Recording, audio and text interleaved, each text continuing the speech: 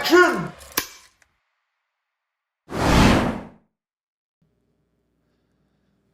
Beer looks good. Welcome back, folks. Episode 2. Yep, we out here, still Mikeless. Mike don't fuck with us no more. You don't like us. It's so sad, bro. He hates us so much he moved 2 hours away. 2 hours away. You won't be going to the movies with us no more, bro. Don't be accepting the invites. Nope. Mike, where you at, bro? There's beer. What's up, bro? Just tired. A little tired today. Yeah, me too. I did my second acting class today. Oh, yeah. How'd that go? I wanted to ask about it, but I also wanted to ask on it here. So Yeah, it was Tell me good. about The first class was, I audited the class, so I was kind of like a half participant. Like I didn't do anything, but today I was a full participant.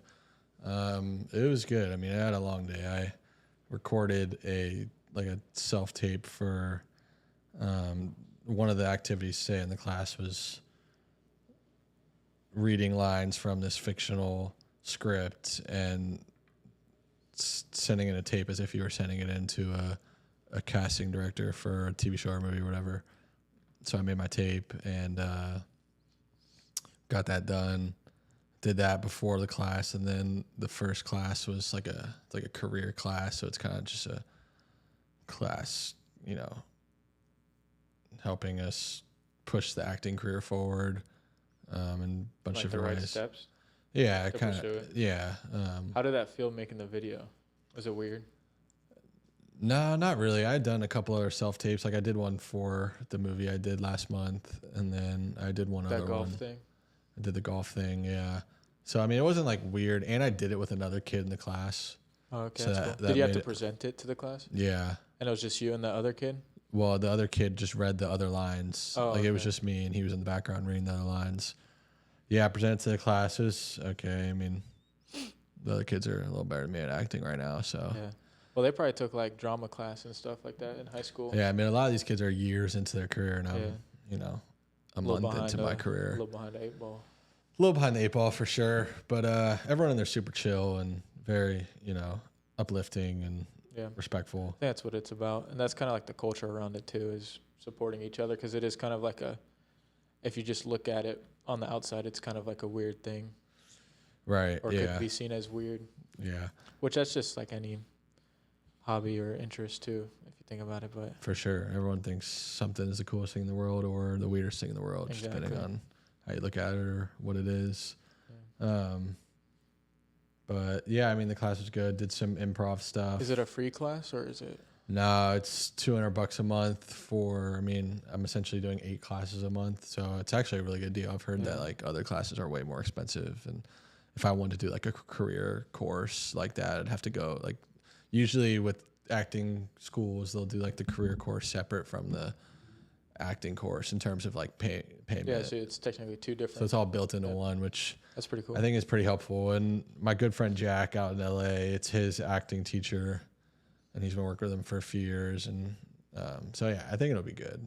Definitely want to maybe try to find another class in person. You gotta do an improv class, like Michael Scott. Dude. I got a gun. Dude, this class there's so much improv in it. Yeah. Like every. That's why you got to find a free one too, because it's just extra practice. You know what I mean? Which it's still good to learn and pay for like a better experience too, or more like directional focused experience. But then you should also go out and find like a local thing like Michael Scott.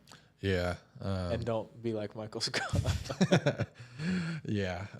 Yeah, we'll see. I'm going to probably just stick this one for now and then eventually look forward. Well, it's definitely like a in the future thing. You don't want to jump full in when you still don't really know what you're doing fully. Yeah, Yeah. for sure. But it was chill. It was just long. I mean, I was fucking on Zoom for like 4 hours. But it was chill. Yeah, I was just standing at a register for 6 hours doing nothing all day. Which brings us into a topic I wanted to talk about is every single job we've worked up into this point. I'll let you go first because I'm going to end with some stories about where I work now. Wow. Yeah, I mean, In order. In order. Say your age. So I barely worked this college count, Yeah. like Like college football. We'll say no because I also want to sneak Talk peek about at that. next episode. Maybe if we don't talk about this one, is if you didn't know, he played college football, and I want to talk about an experience next week. Yeah, that's gonna be fun. We might get into it this week if we run out of stuff. I short, have endless stories about that, but yeah, so that's why I would prefer it to be. So next I mean, episode, well, sneak peek. So we won't count that. I mean, dude, I didn't really work in high school. I kind of just trained and fucking bullshitted, and was very lucky to have parents that didn't really care if I worked. I mean, they probably wanted me to, but Yeah. you know, it was okay. Well, did you get was it a full ride scholarship? Yeah, That's I got a pretty full cool. ride. So I did work 2 jobs in high school. I worked a summer job washing cars for Four Rivers, actually. Really? Yeah. I got in trouble when my dad was like, yeah, you gotta fucking do this shit. You gotta work for like a month without getting paid. And then I did it, and then worked for another month, got paid a little bit, and then the following summer, my dad and a few hold on, let me fucking shut the door. So yeah, I worked that Four Rivers job, and then the following summer, and my dad and a few people he knew, they owned a True Value hardware store, and it was literally like the same shit. Like I don't even know what I did, bro. I just got in trouble, and my dad was like, "You gotta work here, for the summer, whatever. You don't have workouts or whatever." So I worked there for like 2 months or whatever, and really, at that job, I literally knew nothing about hardware. Every time someone came in, they were like, "What is this?" I was like, "I don't even know what a fucking nut is. Like, where's the nuts?" I'm like, "What's that?" What are the bolts? I don't know what the fucking bolts are. I can show you my nuts. Yeah, actually, my nuts. Follow me. Funny story about that place, so one of the kids at Edgewater had a master key to the entire school, so you can get in every fucking door. You can get in the gym, whatever. And he got it from our head coach, and he gave it to me. And at True Value, you can make copies of keys, and I duplicated it, and we were going into fucking Edgewater's gym and running it. Yeah, that's ridiculous. All the time. And motherfuckers, like, I honestly I am the cause for dudes like stealing shit from Edgewater. Like, yeah, not great. Good thing I only made one extra one. I didn't make any more. Yeah, that would have been horrendous. I didn't. I just made one for myself. You should have just made like 100 and start leaving them everywhere. And be like, where does this go? And then they just start doing random keys at school, and it works. Yeah, so hopefully no admin from Edgewater watch this episode. But yeah, I did that. They're not gonna do anything now, anyways. Yeah, I mean that was fucking 10 years ago, bro. I'm old. Fucking. So after that, got to college. Didn't really work at all. I mean, I worked. So I worked summer camps for the football team at Florida Tech, and I got paid for those. That's pretty cool. I worked. Did those. So that was Ant was in the league then. I worked some of his summer camps, just as a volunteer, and then get out of college. I really just sat at my parents for like a fucking year and did nothing. I coached varsity golf at Orangewood, just like $1,500 stipend, one payment. Coached there for 3 months. It's not bad. And then after that is when I got the Four Rivers job. My parents moved over to New Smyrna, and I was like, I'm not doing that. Okay, time to like get a real job. I mean, I don't know if it's a real job, but it's a job nonetheless. Worked at Four Rivers for 2 years. The first like 6 months I was at Four Rivers, I worked for the Magic too. I don't know if you knew that. Yeah, you told me about that. So I was working like 2 jobs. At the same time. Yeah, I was grinding, bro. Like I would leave Four Rivers. I'd do middleman from like 8 to 3. I'd literally I told Brian like, hey, there are days where I'm gonna have to leave at like 2:30 so I can get home and change and go to this other job. And sometimes he'd be like, okay. Sometimes he'd be like, I don't care. But most of the times I would just kind of leave. But that was tough. Then I kind of realized it was too much, so I stopped. That job was sick. I would love to talk about that job more. I don't know if you'll make to now or, Okay. I mean, I literally just like scan people's tickets in the suites, I got to watch basketball. let them in, or I was like in the actual arena, like showing people where their seats were in the suite levels or in like the club levels. Oh, like those, so those people that kind of like stand at the edge of Yeah, the rows. yeah. Yeah, that's pretty cool. And I literally just got to watch free hoops. How much did you get paid for that? Like 15 or 16 an hour. I don't really remember. Maybe 17 an hour. It was like the same. But in 2020, folks, so that's a different. It was like the same pay as Four Rivers. Yeah, I actually thinking back on it now, which I'll explain it when I go through my jobs. But Four Rivers pays a lot compared to. They did everywhere pay else. good. I think I actually got slightly more at Four Rivers than I did. They actually by pay the a shit ton, Orlando which fucking I do Magic. regret quitting a little bit just because I didn't realize how much better their pay was than literally everywhere else. Yeah, pretty good for sure, for what it is. Yeah. It's just the tips. The tips are insane. I was saying I used to work Tip at share is Chick-fil-A. insane. If they let you get tipped at Chick-fil-A, It'd be over. People would tip so generously there. I know. That's why I get it's fast food, but But it's Chick-fil-A. other fast food places aren't like Chick-fil-A. Nah. The quality of the food, the quality of the experience. And like people going in for catering, I'm sure it happens all the time. Well, you get tipped for catering, so if you're on the catering team, you get tipped. But I'm saying like people ordering They catering actually get- orders and like coming to pick them up at the restaurant. I'm sure that happens a lot. They tip. Oh, they did tip? And if you're on the catering team, you get tipped. But Wow. Like how that's much? why. I wasn't on it, but I'll talk about it more when I talk about my jobs. But I was on track to getting promoted, but then they just kept postponing it, and I was getting paid less, so that's why I jumped to Target. But then, so after Four Rivers, where'd you work? Well, let me talk about the Magic Oh, yeah, job sorry. more. So yeah, that job was literally the easiest fucking job ever. I mean, like I was definitely really tired most shifts because I was working in Four Yeah. Rivers too. You know, Kinda there's some early. weekends. Like I also, dude, it wasn't only just Magic games. Like I worked Solar Bears games too and concerts. So I got to see Elton John in concert for free. Yeah, it's crazy. Crazy, dude. He's a Not fucking for free, you got paid. I got paid. Yeah, literally, I got paid to see Elton John. Got paid to see Dua Lipa's fine ass. Saw Bad Bunny. I don't even, I don't listen to Bad Bunny's music or know what he's saying, but like that concert was fucking crazy, dude. Sold out 2 nights in a row. Fucking more weed in one place than I've ever seen in my whole life. Motherfuckers was getting fried out there, bro. It was BBLs everywhere. Oh my God, them bitches were shaking ass. But saw who else I see? Tyler the Creator. It's cool. The Eagles. A few other people. I mean, then like in terms of hoops, I saw endless. Like I saw everybody, bro. Yeah. I started working 3 days after LeBron came, which I was kind of pissed Oh. about. Yeah, I didn't get to see LeBron. I mean, I've seen LeBron, but I didn't get to. Was that his first year on the Lakers? Yeah, I think at it that was. game. Really? That's It was like crazy. right around Christmas. Yeah, I was at that game with Christian. Yeah, wow. One of our other friends. Um, I still think it's so crazy. Sorry to cut you off. That Mike, 8th grade year, saw you shit on his fucking high school football team. That's so crazy. That is He had insane. no idea.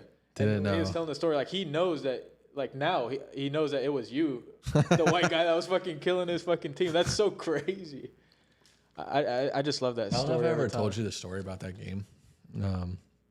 Like how that is so crazy, dude. I know. It's like that was a core memory because that was his first high school football game, and it's you shitting on his fucking team. Like that's just so like cool. best friends. I know. That's just so cool. Yeah, that is very cool, bro. I mean, And Mike's older than me, and he was in 8th grade is when that truly- motherfucker was a senior. That motherfucker's an unk.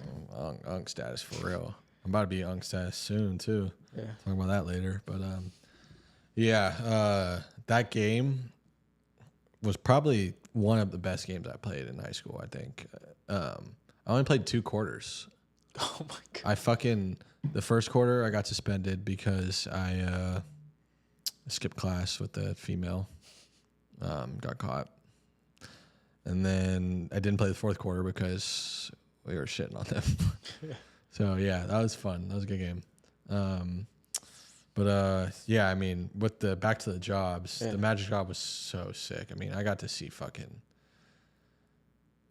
Harden, KD, Kyrie, fucking Embiid. But so don't you have to be turn to the fans though? So how did that work, or is it like?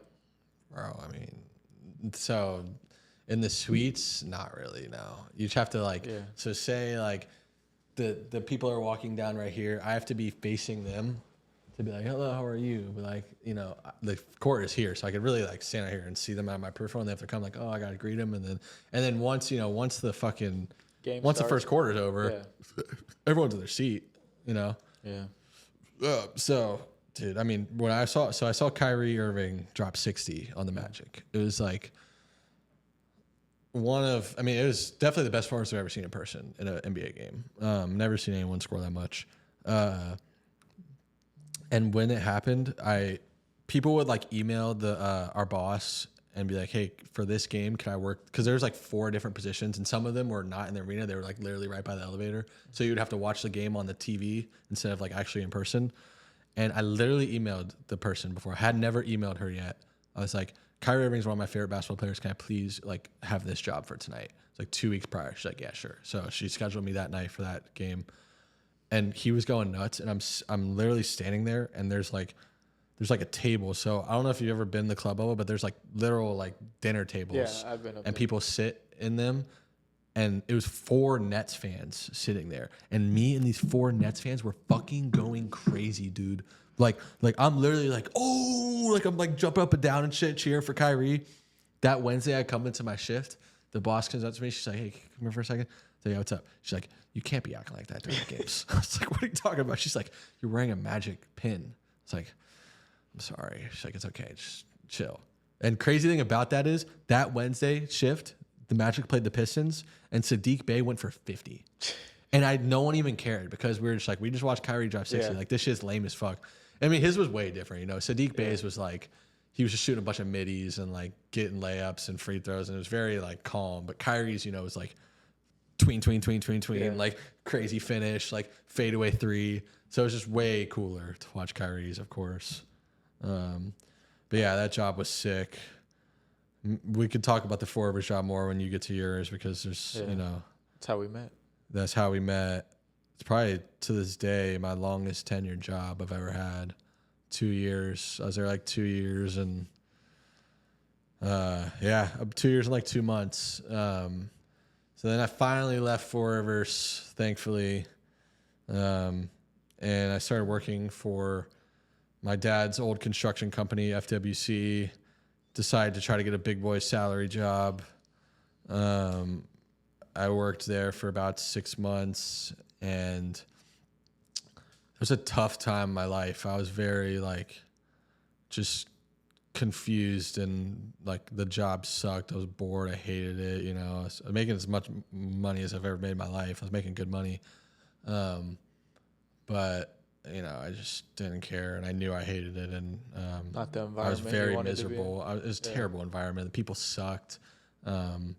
Just, you know, like just everyone's a dick to each other, and you know, everyone argues and fights, and motherfuckers cheating on their wives out there, smoking cigarettes all the time, fucking like just a terrible environment. Yeah. And I could feel it, bro. I could feel it like in my heart that I was like pretty miserable there. I'm working 60 hours a week. And thankfully I just decided to quit. Like something happened with one of the bosses there. And I mean, I was already like definitely thinking about quitting like quite a bit. And then that happened, and I was like, all right, I'm dipping. Like I literally quit like after that shift. And I never quit a job in my life. Yeah. Called like the main boss, which is a good friend of mine. He's the guy who started the company with my dad. And I told him, I was like, yeah, I can't do this shit no more. I'm like, I'm not coming in tomorrow. Like, I'm done. And from that day forward, my life changed, and it got great, honestly. Like, And now you're an actor. now I'm an actor. So after that, I didn't work. Well, right after that, I went and worked on a TV show. Like literally 2 weeks after that happened, I booked this TV show, did background for it. TV show's coming out in September, called Chad Powers. Be on the lookout for that. It's gonna be sick. First time ever on a movie set. It was, you know, I went from my least favorite job ever, a job that made me miserable, to like literally the best job I've ever done in my life, being on a movie set. Like I had so much fun, met so many cool people, and did that. And then Now you got some other stuff. I started working at Foxtail, in the warehouse in December, and I'm still working there. Did you ever get those beans? No, you gotta text me. I forgot. I'll get them soon. But yeah, now like I'm working with 7 dudes who are like truly good friends of mine now. Like I fucking love all of them, and it's such a good atmosphere. Like good people, very chill. Like, you know, and these people are very, you know, like very. They'll like they all are doing side stuff in their lives as well that they're pursuing. Like they're in bands, and one of the guys writes, and one of the guys skates, and so like me trying to pursue acting is like. You know, they all understand. Welcome. It's very welcomed. Yeah. So like when I went into the movie last month, I told my boss, I was like, hey, bro, like I gotta be gone for a whole month. You know, most jobs you go to, like I gotta be gone for a whole month. They're gonna be like, you're fired. Like you can't come back. He was like, you know, when you get like, back, this is more important than your stupid acting. Yeah, he was like, if you like, they're all like, if you don't go, you're literally stupid. Like so, you know, they let me slide for a month. Had my job when I got back, still working there. Now looking for some more acting jobs and. You know, now I started a business last year. I guess that's kind of a job of mine now. Stuntman, yeah. You know, doing this is kind of a job too. Not yet, but you know, it's fun. Yeah. So now my life is fucking trying to act, working on my business, working on the pod, working at Foxtail, and it's great, dude. Like I want like some of these things to be work for the rest of my life. So. I think I finally figured it out after 27 years. But we'll see. I don't know. You know, God has crazy plans for me that I don't even know yet. So we'll see. But yeah, that is my resume. Oh, actually, I forgot. I coached at Masters too with Nate. I was a receivers coach there for a spring. I forgot about that. I know. I forgot about it too. I was thinking about it like mid when I was talking about. How much did you get paid for that? I didn't. No. I would have if I would have worked in the fall, but I only did spring. It was only like a month and. I just volunteered, and me and Nate were like co-receivers coaches, and Nate was like the receivers coach. Like Nate knows guys. How much did you get paid for the past movie you just did? If you don't mind, I could blurb it out too if you want me to. I mean. Or you don't have to say. Yeah, I'll probably just wait till we talk about the movie because I don't know if that's like an NDA violation or not. Okay. But I got paid well. I got paid really well. That's why I'm trying to figure out what is paid well. I mean. Can we talk about the nude scene thing or no? No. Okay. Definitely not. Okay. Well, that's a little sneak peek for a very future episode. Yeah, but I got paid. I mean, I like if that was if that was my full-time job, that would by far be the most I ever got. Like I got paid very well for the movie. That's so. Good. And, you know, I'll get royalties for it afterwards, which will be probably really pretty nice. At least the first like 2 or 3 royalty checks. Yeah. Like the first one will be crazy. The second one will be probably pretty crazy. And then obviously it'll get lower and lower and lower. But, you know, I'll be getting royalty checks. We got to run back that Tampa trip. Oh, dude, hell no. I'm going to lose all of it. Just don't play blackjack. We'll just play poker. Yeah, truthfully. I can't believe you played blackjack. You never played it before. You lost all your money so fast. That was pretty fucking stupid. But yeah. I worked a plethora of jobs. And I've never worked at a place for more than a year, which is kind of crazy. I mean, other than forever, same. But I worked for Kane's parents used to have a Thai/Lao restaurant. I worked as a prep cook there. That was your first job? How long have you and Kane been dating? 6.5 years. Damn. But at the time, they didn't know I was dating her. So they knew that she liked me or that I liked her and we were friends, but they still gave me the job to be nice because I had that OJT where you could leave school early, like your last 2 periods are technically the work, so you just had to work. But then they found out we were dating, and then she just stopped scheduling me, which pissed me off. Really? Yeah. And so me and her parents didn't really talk for like 2 years because I was mad at that because like I could have failed the easiest class of all time because you are upset that I'm. But they like you now, right? Yeah, I'm fucking live with them. Oh yeah, It'd be awkward as hell if I didn't. You should bring it up. Like, remember you were fucking schedule me at fucking work. Her mom caught me making out with her in the cooler. Oh, that would. Yeah. I've gotten caught like that before too. My mom was fucking livid, son. But then, son, I went and worked at Winn-Dixie, and I was a cashier for a while. But then they promoted me to produce, and then I ended up quitting because I think I worked there for like 11 months. I ended up quitting because it was supposed to be a promotion where they gave me $1 raise, but then they started increasing how much people got made. So I was making like $12 an hour, and then people were being hired on making $12 an hour at the register, and I'm like, well, this was supposed to be a promotion, and I got a pay increase, but now I'm making the same as them. Can I get a raise? And they're like, no. Or they're like, oh yeah, I'll think of it. They gave me a 25-cent raise. I'm like, I'm quitting. Yeah, fuck that. And it kind of sucked because I opened 3 days, but then I closed 2 days because the normal closer needed 2 days off. But on the days I would open, I'd go in at 5 a.m. to cut fruit. But then on the closing, I'd be there till 10 p.m. So then I'd literally go home, sleep, wake up, work. It kind of sucked. And that was right when COVID happened. So like school was really easy because it was just online and I was just working. So it kind of sucked. And then I took a year off and I was making money because crypto was going crazy. And I didn't make a shit ton, but I made enough where I didn't need to work for a year. And I was betting like crazy. Like I was on a hot run betting. Like I made like $500 on Kai Car France, and then a whole bunch of other stuff. It was before I worked at Four Rivers. Oh. And I had some money saved up from Winn-Dixie, but not a crazy amount. But then I was just hitting on some good bets, and then the crypto kind of helped a little bit. But then I wasted a lot of it because I was just buying DoorDash and shit all the time. And I'm like, okay, well, now I need a real job. Because then some of the bets I started losing, I'm like, and then crypto kind of plateaued a little bit. That's how it goes, bro. That's how it goes. Yeah. So I'm like, now I need a job. And then I started working at Four Rivers, where I met Buck. Hey.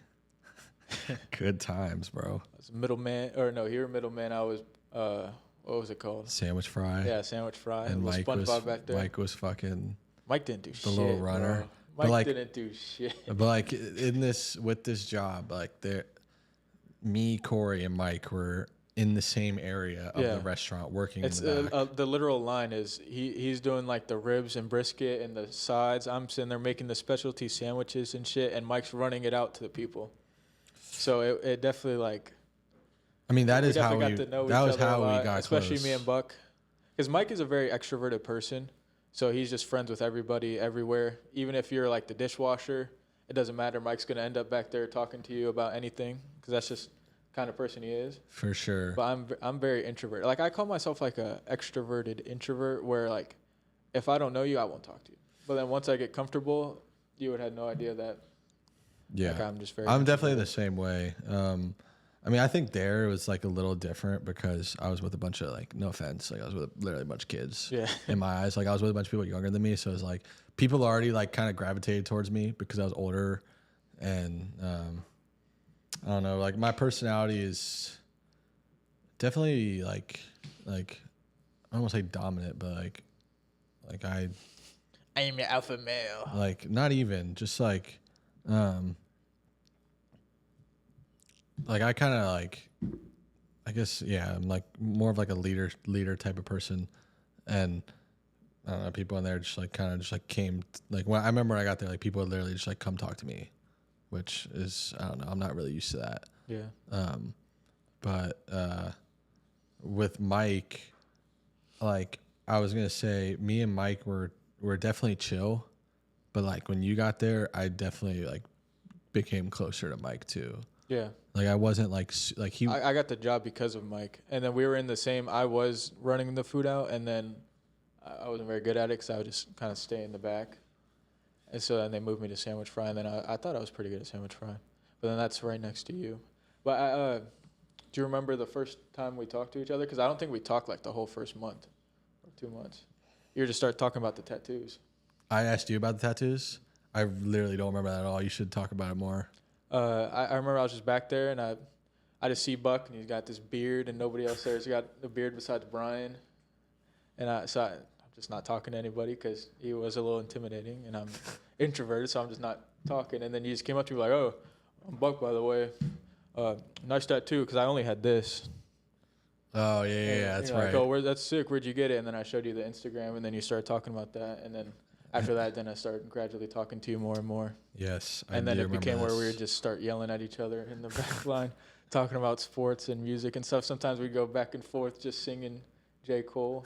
Do you remember? Oh, yeah, I do. Yeah, my favorite story is we had to be there a little earlier to do the alcohol meeting. So everybody's in the building early. And then as we're getting set up after the meeting, me and Buck are sitting there arguing about something loud as hell. And it's just extra loud because, like, it's just the workers in and the lady that presented the meeting. And like, nothing's cooking. There's no people in line. And we're just sitting back there, like, yelling, cursing at each other. And one of our managers just comes in. He's like, "You two need to quiet the fuck down. She could hear you out there, and that's so disrespectful. That's not a good representation." And me and Buck were like... And then as soon as he walked out the door, because it's kind of a weird, cool setup, though, because the door kind of closes off. As soon as that door shut, we just started laughing. Dude, that shit was so crazy. Because he yelled at me the way my mom used to yell at me. He was, yeah. I'm like, Jesus Christ, dude. He was very mad. But I also think, like, he definitely fucked with us. Yeah. So, like, it was kind of like a big bro dad yell. Like, come on, guys. Yeah. I expect better. He definitely went a little too far, though. He definitely was, like, kind of OD about it, for sure. It was funny, though. That's one of my favorite moments there. But, yeah, after Four Rivers, left a little purple sticky note saying I quit. Funny story about that. So, I was at the movies, actually, seeing this movie called Tar. I don't think it won Best Picture 2 years ago, but Cate Blanchett won Best Actress for that role. I wouldn't say it's very good. I actually didn't really like it that much. It's good, but it wasn't my movie. And I went like in the middle of the day. It was my day off, and so like I'm not on my phone. And movie ends. I turn my phone on, and I get a text in a group chat with me, Mike, and Corey. And Corey goes, "Should I wait and put my 2 weeks in, or should I just leave?" And I didn't see the text. And so I texted in the chat, I'm like, "Bro, just put your 2 weeks in, bro. Like, don't just leave." And Corey goes, "Too late." And then the next day, one of the kids kept the note, and I saw the note, and it was funny shit for sure. Yeah, I didn't know it was Spirit Night. I probably wouldn't have left if it was that, if I knew that. Oh, yeah, definitely. I kind of fucked over Dill, and Dill, I fuck with Dill. Yeah, and he was the manager at the time. I kind of fucked him over. It's just they had a bunch of specials already for sandwich fry, and then they kept one as a normal menu item, so that's another thing. And then they came out with 2 more, and they moved one over from Middleman. And I learned all that the same day, and I'm already thinking about quitting. So I'm like, Jesus, dude, they're just making me do more and more. And then Nate was being really annoying that day. Nate's good for it. I was talking with Yanni, and me and Yanni were like, just going back. He's like, yeah, I mean, you probably should leave it 2 weeks, especially if you want to end up maybe coming back, leaving things on a good note. And then Nate said one of the most annoying things ever. I don't even remember what he said. But then he said that, he walked away, and me and Yanni just like looked at each other. He's like, "Yeah, bro, you could just leave." I'm like, "Yeah." Yanni is so funny. That's good. But yeah, and then I thought I was going to be able to get a job at Best Buy, which pays a lot and it's got a good discount. But then they never got back to me, so I just worked for my dad, which ended up making the same as Four Rivers, so it worked out. But that was just so boring. I would just sand rails all day. Oh, yeah, you weren't there for that long, were you? It was like 3 or 4 months, and it was cool because I could just, like, if I didn't feel like going, I'd just be like, "Dad, I'm not coming." And that, like, it's a little fucked up, but, like, you can't do that in any other job.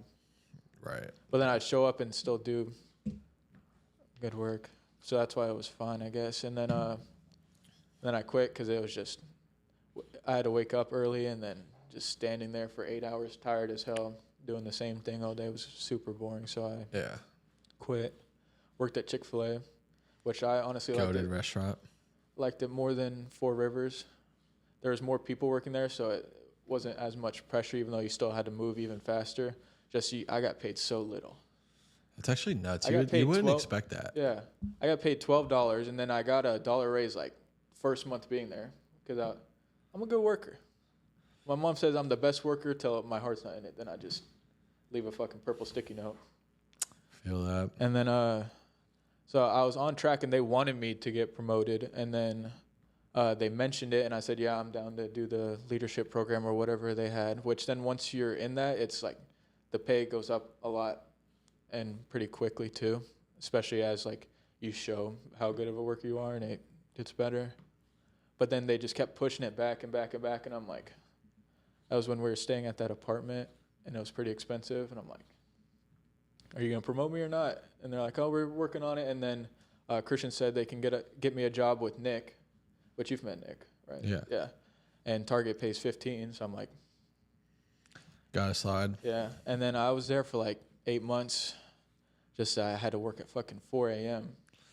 Yeah, I remember that. That shit sounded terrible. Yeah, I had to wake up at 3. It was pretty bad. And then towards the end, people just started quitting, which sucked because they're all good people, and then they didn't really replace them that quickly, or then people would call out a lot, and then so I ended up having to throw the truck, which they do truck differently than other stores. Instead of just getting pallets, they just have the truck where all the boxes are on it. And so I had to do that, and it was like 2,000 plus items every single day. So it was pretty labor intensive. It kind of sucked, and then more people quit. So then I started having to do I throw the truck, do my section as quick as possible, then help everybody else's section because they're all slower than I was. And then I'd have to go and help fucking wrap shit so we could put it on. Like I just started doing everything, so I just stopped showing up. Bro, when you were talking about that shit, Cole just texted me and said, bro was on inbound team. Yeah, he knows inbound. That shit sucked. But yeah. They started making me do everything, so I quit. Yeah. And then, well, Nick quit too. He was one of the people that quit towards the end. Oh, really? Yeah. No, He I didn't know fucking that. quit because he's like, this shit sucks. They're making me do everything. And then he quit, and they started making me do his shit after I already got to do everybody fuck else's that. shit and my shit. I'm like, geez, I would have dude. gotten up out of No there. pay raise either. The way they do their pay raises is just percentage based off of how much you already make, which isn't bad if you're there for 20 years. You're going to be making a shit ton of money. But from $15 to like $15.39, that shit is some bullshit. That first year, what the hell we doing? Yeah, it's some bullshit. And then they started making me do fulfillment at the same time what Kane was doing. I'm like, what the hell are we doing? Fulfillment's a lot, too. I gotta throw the Especially at a place goddamn like truck, Target. do fucking pet section, which I gotta throw 50-pound bags after I just threw the truck, do everybody else's section, also do the fucking fulfillment. I'm like, yeah, I'm going. And then I work at a liquor store now. That's the So it's shit. very interesting. Buy one, get one on the brews. That's that shit. I get paid the most here at the liquor store, more than Four Rivers. Really? And it's by far the easiest job I've ever had, which is insane. Are you literally just at the cashier register all the time? No. So thankfully I'm not, because I don't like being at the register. But most of the time I'm on the floor because we have to have 2 people because of how far it is from the main Publix. And so I just basically, and it's a busy ass liquor store. It's like the busiest in like Central Florida, I think. Wow. They make like 80, It's the one, 80,000 it's by a year. the Four Rivers? They are 80,000 a week. I might blurb that out. I don't know if it matters that much, but so it's pretty busy. And so I work the floor mainly, where you just when I get there. Normally you get there at 2, but they've been holding me an hour, so I've been coming at 4. But normally, if you get there at 2, you make a list and you shop the normal grocery items from the main store. Then you look in the back. Like to you see, go over there and get them? and sometimes you have to get ice, and it's like sucks because it's a big ass hill, but that's fine. And then you look in the back, stock whatever there is. Then throughout the day, pull everything forward, do beer, sweep, count the till, do lotto if you are on the register. Like it's pretty simple because it's even though it's one of the busier liquor stores, it's still dead as hell most of the time. And yeah, I think it's crazy. I get paid the most to do the least. Chick-fil-A, I had to do the most, and I got paid the least. That's how it be, bro. That's kind of stupid how it works, though. I mean, like, that's just how it is, dude. I mean, I definitely, I definitely was doing stuff, but, like, I got paid the most for this movie I just did. And Yeah. I was doing way more shit at Four Rivers. Yeah. Way more shit, bro, you know? I mean, that's a bad example because that's, like, it's that's different. way different industry and different, Because the amount of people that are watching the movie or show compared to just like, how many people are eating the ribs you just prepared. Right, like, I mean. Which it is different, but. The people making that movie also, you know, have way more money than the people fucking running Four Rivers. So yeah, I want to talk about some of the stories I have working at a liquor store because you see some crazy people. Yeah. What is the craziest story you have? Well, Or one you could do the craziest just happened the All right, other day. well, This motherfucker peed on the fucking floor. in the fucking Right place? at the register. So thankfully it was Nick on the Like- register. like- right at the register. Like, did he pull his pants down? It was a girl. And she pissed her pants? She just pissed her pants right on the floor. She was wearing shorts. So Nick told me about it, and What? I come up and I thought he spilled something. He's like, "Can you get a mop?" And I come up and I'm like, "What'd you spill?" And he goes, "No, lady peed." And I'm like, "What?" He's like, "Yeah, she," and like I went back and watched a video, and unfortunately you can't really see anything on the video. It looks like a normal transaction, but Nick said like as she was paying, she's like, "I'm sorry," like he heard it and he like, "What is that?" And she's like, "Oh, I'm sorry, I just can't stop now." It's like, what? Was she drunk? He said she didn't smell drunk. She might have been high, is what he said. I mean, she looked like a She was like 40, psychotic 50. person. Not that crazy, like a little crackheady. No offense to this lady, but yeah, that's so crazy. No offense, she fucking pissed in the store. And luckily, it actually didn't smell, which is good. It didn't smell at all, which is good because it would suck if it just smells like rank ass piss right at the register. Hell yeah, that shit. And there's people checking out dude. afterwards while I'm trying to mop it up. They just kind of like stood over it and put their shit because they just got to buy their fucking liquor. But I opened all last week, and one lady came in talking about how I'm like, how's your day? Because at the register you got to do that. Yeah. And she's like, terrible. Bet you're not expecting that. I'm like, oh, why? What's wrong? And she's like, I'm probably going to jail. I got a squirrel sanctuary, and my neighbor's been taking pictures and doing stuff, ruining it. So I just destroyed his security cameras along his house, and I'm going to go home now and drink this, lay by the pool, and then at night I'm going to destroy every single window to his house and his car. And I'm like, wow. She's like, yeah, don't worry about me, though. I got people to take care of me for this, so I'm all good. I'm all lawyered up. I'm like, what the hell? I don't know how I would have reacted to that. I'm just sitting there like, oh, wow, yeah, that's crazy. I probably would have reacted like that. Yeah, I'm just siding with her because I don't want her to fucking go out there and key every car trying to find mine or something. So I'm like, yeah. Yeah, you can't. Yeah, squirrels are, take care of your squirrels. She's like, yeah, I said I'll go to jail for my squirrels, so now I got to live up to it because I said it. I'm like, yeah. I'll go to jail for my squirrels. You can't reason with people like that, bro. Like, honestly, you can't really tell a person like, yo, you're tripping. Yeah. Because she doesn't think she's tripping. Yeah. Wow. So I was like, wow, that's crazy. Dude, all last week was just weird. I had some old dude come in, and he was like, where are your pants at? And I'm like, what? He's like, where's your pants section at? Pants? Like, no. I'm like, sir, this is a liquor store. We don't sell pants. And he goes, what? I'm like, we don't have any pants, just liquor. And he like had a cart because he's old and he can't walk. So he literally shoves it into the cigar case and walks out. And I had a Red Bull rep in there, and he's just like, he just started laughing as soon as he walked out. I'm like, yeah, I don't know what the hell that was. And he's like, and it looked like there was a van outside where, like, the homes, and they just kind of drive them wherever they want. So he probably told the van driver he wants pants, and that guy dropped him off here and told him go buy pants. So, like, you can't blame him, but at the same time, like, it says liquor on the outside. Like, yeah, and you walk in, and all it is liquor bottles. Where's your pants section? I mean, was he, like, super old? He thought it was a fucking pants store. He was old as hell. Yeah. You walk into a liquor store, there's liquor everywhere, and you're like, oh, where's your pants at? That's fucking crazy, dude. That place got some stories to it. Wow. And I've honestly, like, blocked out most of it and tried not to remember a lot of it, because a lot of it's just like, yeah, it's every day, so it's... I mean, yeah, there's probably fucking people on drugs there all the time. Yeah. It's just a lot of people that go every day, so it's kind of... Alcoholics. Yeah, I mean... They just get the same thing every day. That's so crazy. I remember we had a normal cashier from the main store come over to help cover. He's like, oh, what's the craziest story? And I'm like literally sitting there for like 10 minutes just trying to think, because I just normally block it out. I'm like, yeah, I don't know. It was before the lady pissed on the floor. Oh, they'd be like, yeah, some lady just pissed on the floor. Dude, I mean, are there people that literally go in there and like they'll order like a fucking handle of Crown, and then they'll order get a whole new handle the next day? Or like a 12-pack of beer, and then like... They'll do like a 4-pack or like a 6-pack every single day, and sometimes they'll come twice. A lot of people get twice like twice in the same day. Like you'll see them at the beginning of your shift, and dude, that's... People will get like a pint every day. That's just sad. Some people get like 2 shooters and a 4-pack or something like that. It's literally sad. Like I feel bad for those people.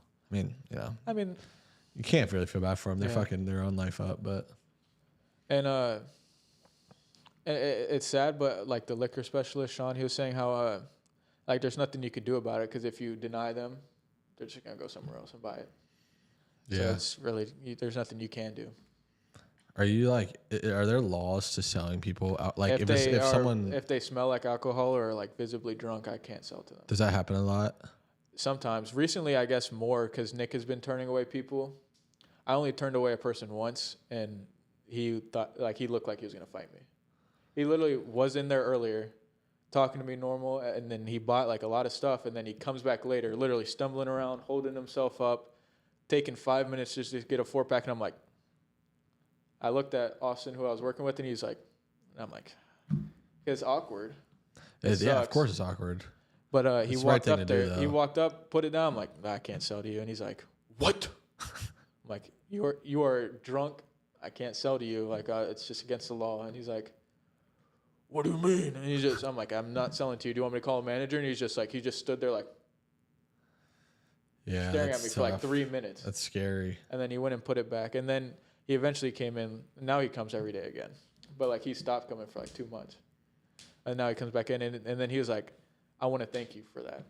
Because he was like saying how like something happened to his dad like that, or the drunk driver or something. And he's like, thanks me for like making that decision to not sell to him. Yeah, that's But the right still, thing to do. like, go buy it somewhere else, man. I'm not selling to you. Because if you're dumb, even if you're not driving, like, because a lot of people will be like, well, I'm not driving. If you're, I'm just walking home. Well, if you walk into the road and get smacked by a fucking car, I'm still liable, which is stupid. Right. Yeah, they're stupid, but I mean, it's the right thing to do. You can't sell those people, bro. Yeah, but it is what it is. So, what would you say? What like rank your favorite jobs, your top 3 favorite jobs you've ever had? Chick-fil-A, 1. If I got paid even like $1 or $2 more, which that's a lot still, but I would still be working there right now. The people were even better than like the Four Rivers people. That's dope. And then I don't know if Four Rivers would be 2, because I did also like Target, because like I had Nick, Christian, Kane, Mike all worked at Target at the same time, and even though it sucked waking up at 3 a.m., just being home and done with work at 12 p.m. That's so chill. Like I literally can do anything I want.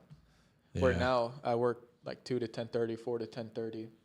It just sucks because I literally can't do anything. It's a tough schedule. Yeah. Yeah. So I'd probably go Chick-fil-A, Four Rivers, Target, just because 4 a.m. was tough. Yeah. Do you still fuck with anybody that you worked with at Chick-fil-A? I don't talk to him at all. True. But yeah. The main guy, he was actually pretty high up, but like he has a whole family now, so like he doesn't really have as much time to do all that. Like just talk and do a bunch of stuff. Yeah, I feel that. Yeah. And the other guy didn't have a car that I really fucked with there. And then the other guy, so there was 3 main guys. One was high up and now he's a kid. The other one didn't really have a car. And the other one started traveling to all new opening Chick-fil-A's, and he like trains everybody there. So he gets paid a lot doing that, I think. It's pretty sick. Yeah. That's like cool, one opened up in Hawaii. He flew to Hawaii for a month. Really? Yeah, and he trains the managers on how they should be managing everything, and that's sick. Like how they should do everything. And then they opened one in Miami. He went down to Miami. They did one in Atlanta, I think, and he went down. Like it's a pretty cool job. It's a really cool job. It just you work a lot though. Yeah. Like he was working like 60-hour weeks or something, but you get paid a shit ton. So. Yeah. Were you at Four Rivers when they opened that new one? I think it was Soto, and they asked a bunch of us to like go help start it and like work over there. Yeah, I remember they were fucking asking people, and they were trying to get me over there. I was like, hell nah, because they were working like same shit, like fucking 60-hour, 75-hour weeks. Like I ain't doing that shit. Hell nah. What's your top 3?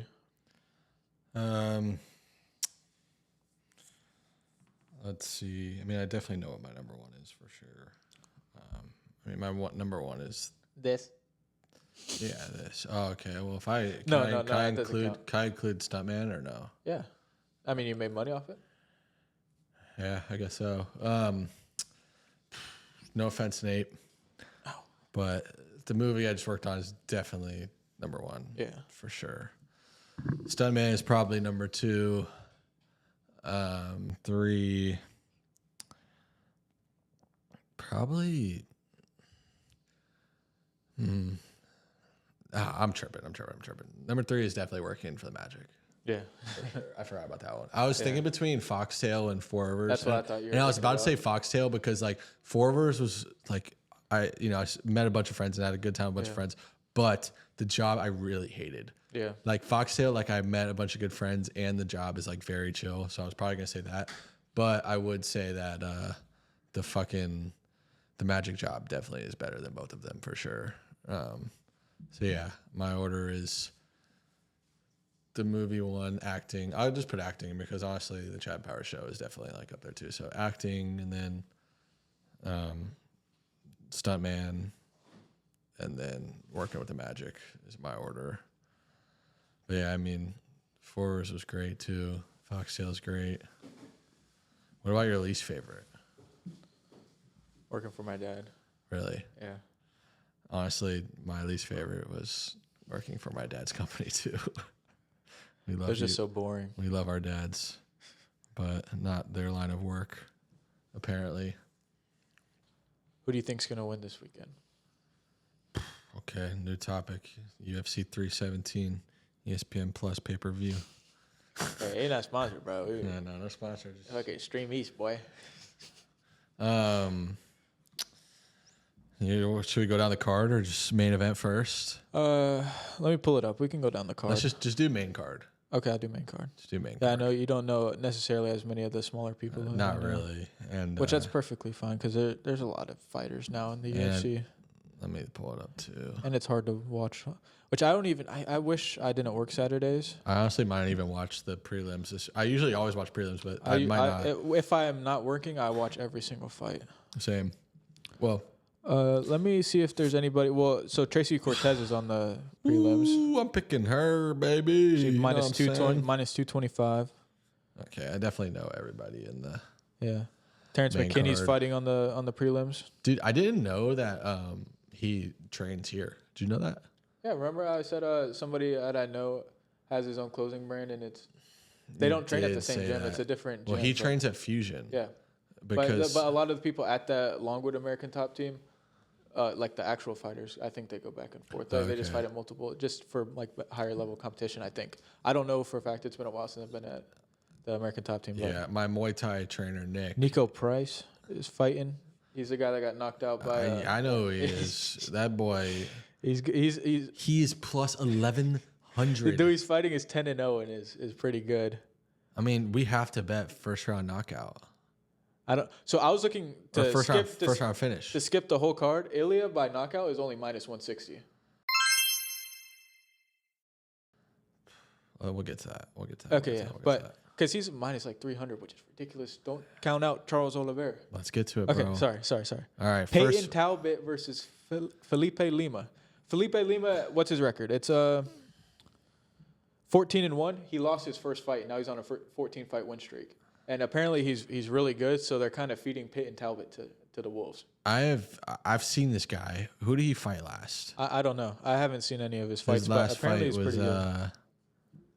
his last fight was December 2024 against this guy. You've seen this guy. That guy.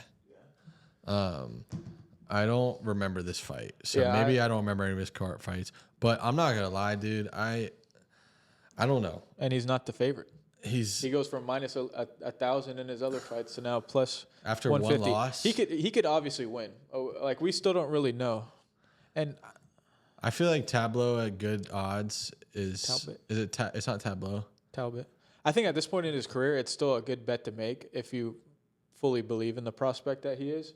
He just clearly had a hole in his game, and even Cody Garbrandt just lost to that guy. So Yeah. I mean, like, I think they saw. So that guy got knocked out by Umar when he threw that knee and the jab, and then he got knocked out cold. You know that highlight? Yeah. So I think they wanted Talbot to do the same thing to get more hype. They thought he was just going to go in there and knock him out like that, which it kind of makes sense. And then obviously that guy's not going to be able to out-wrestle Umar, so it kind of makes sense that they didn't see that happening to Talbot. Right. And But now they're giving him a real challenge. As if he would have won that fight, I feel like he still would have got this fight because this is actually a tough fight. probably. And I also think that a loss like that, like it's just extremely humbling loss for a young guy like that. And he like, still didn't look bad. It's no, just but it's a, hole but that it's a you're very wrestling. humbling Yeah. loss because like he was a massive favorite. He's on top you of know? the fucking world, and he has fought Kane. People are saying like this guy's gonna win the belt in this division in a year or two. And he was getting Sean O'Malley comparisons, which Sean O'Malley's nothing. I'm not gonna say he's nothing crazy. He's an elite top, striker. yeah, he's an elite striker, but